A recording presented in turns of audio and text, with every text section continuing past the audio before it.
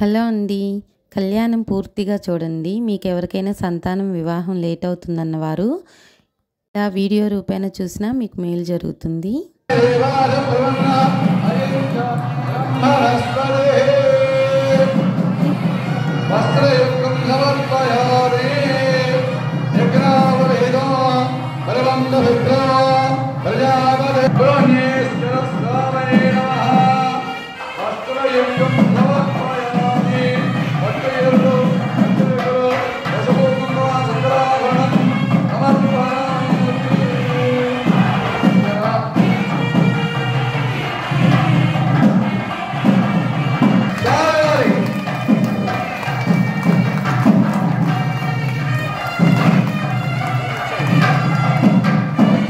ఎవరు లేరు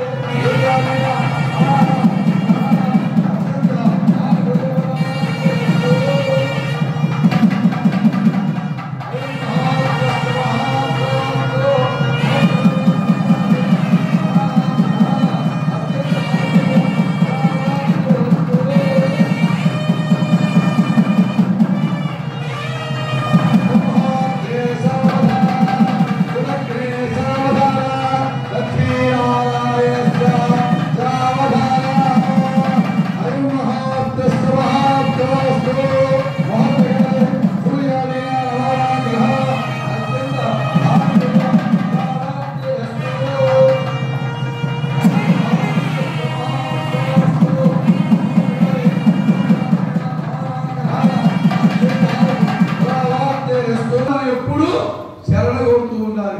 అందుకనే ఆయన పాదాలకి మనం జరిగిన పెట్టడం మనం చేయాలి. కాబట్టి స్వామివారంటే ఆయన శిరస్సు మనం తాగి ఆయన మనం పెట్టడానికి లేదు. కొన్ని రకరకాలుగా ఏరియాను బట్టి చేస్తూ ఉంటారు. మా సంప్రదాయంలో మేమేంటంటే పాదాలకే ఇక్కడ దిగగా పెట్టడం స్వామివారు అనే భావన మనకు ఉంది. కాబట్టి ఆయన మీద శిరస్సు మీద మనం పెట్టి అది చేయకూడదు. అందుకనే ఆ యొక్క పాదాలకి మనం పూజ చేయాలి. అక్కడే తిరగలా భావన చేసి చేస్తూ ఉండాలి.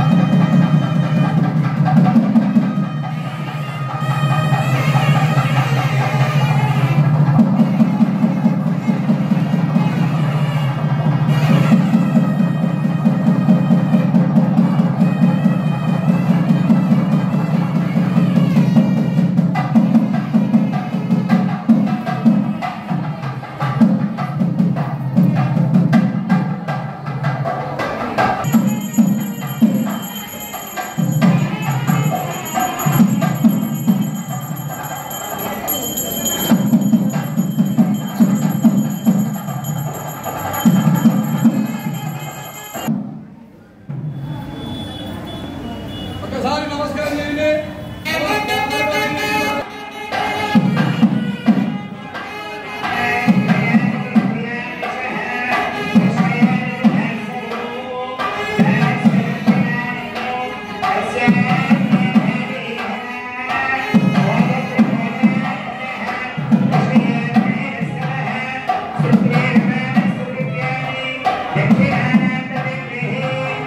మరి స్వామి చెంత ఉన్నవారు ఎంత స్వామి భాగ్యం ఎంత గొప్పది అంటే, స్వామి ఎలా ఉంటారండి? సర్పరూపంలో. మనకి ఒంట్లో బాగోకపోతే పుట్టలో పాలు పోయమంటారు. చెవులో చెవి అటువంటి రోగాలు వచ్చినా కూడా, కళ్ళకి రోగాలు వచ్చినా కూడా, ఎటువంటి బాధలు ఉన్నా సరే స్వామికి ప్రదక్షిణ చేయమంటారు, నమ్ముకోమంటారు. ఎందుకని? దేవతలు చెప్పింది ఇది, మనం చెప్పింది కాదండి, గ్రంథాలలో ఉచ్చరించబడినది. అక్కడ అలా చెప్పిందంతా మనం పక్కన పెట్టేస్తున్నాం